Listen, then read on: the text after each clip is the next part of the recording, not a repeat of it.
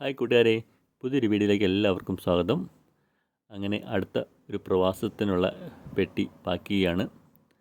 അങ്ങനെ 2 പ്രവാസം അവസാനിപ്പിച്ച് വന്ന് മൂന്നാമത്തെ പ്രവാസത്തിലേക്ക് പോവുക ഉള്ള പരിപാടിയാണ്. പെട്ടി പാക്കിങ് ഒരു ചെറിയ അത്യാവശ്യം നല്ലൊരു പണിയാണ്. ഓരോ സാധനങ്ങളൊക്കെ എടുത്ത് പാക്ക് ചെയ്ത് നന്നായിട്ട് മെഴുകുതിരിയിൽ നമ്മളത് ഒട്ടിച്ച് നല്ല അറേഞ്ച് ചെയ്ത് വയ്ക്കണം. അതിൽ വെയിറ്റ് കൂടാനും പാടില്ല. ആദ്യം വെയിറ്റ് കൂടിക്കഴിഞ്ഞാൽ എയർപോർട്ടിൽ ചെല്ലുമ്പോൾ അത് പണിയായിരിക്കും. ഇപ്പോഴൊന്നും കുഴപ്പമില്ല. ഇപ്പം നമ്മൾ ട്രോളി ബാഗ് ആയതുകൊണ്ട് വലിയൊരു പ്രശ്നമില്ല, നമുക്ക് എടുത്ത് മാറ്റാവുന്നുള്ളൂ വെയിറ്റ് കൂടിയാലും.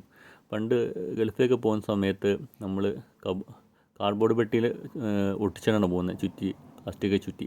ആ സമയത്ത് വെയിറ്റ് കൂടുതലാകുമ്പോൾ നമുക്ക് വളരെ ബുദ്ധിമുട്ടാണ് എടുത്ത് കളയേണ്ട വന്നാൽ. പക്ഷേ എനിക്ക് ഇതുവരെയായിട്ടും അങ്ങനെ എടുത്ത് കളയേണ്ട വന്നിട്ടില്ല. ഞാൻ ഏകദേശം ഒരു 1/2 കിലോ കുറച്ചാണ് ഞാൻ തൂക്കാറ് ഏത് പെട്ടി തൂക്കുമ്പോഴും.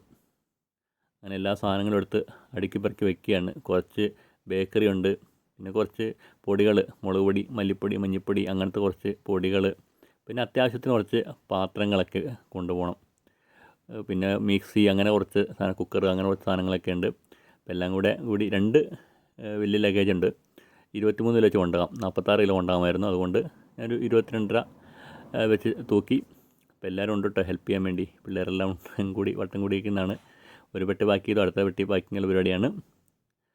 അപ്പോൾ അങ്ങനെ എല്ലാം വെച്ച് നമ്മൾ എന്താ പറയുന്നത്, തലേദിവസം ഞാൻ നേരത്തെ സാധനമൊക്കെ മേടിച്ച് വെച്ചിരുന്നു. പക്ഷേ തലേദിവസമാണല്ലോ എല്ലാവരും ഒരു പാക്കിങ്, എല്ലാവരും വന്ന് ഭയങ്കര ഒരു ആഘോഷമായ ഒരു പരിപാടിയാണ്.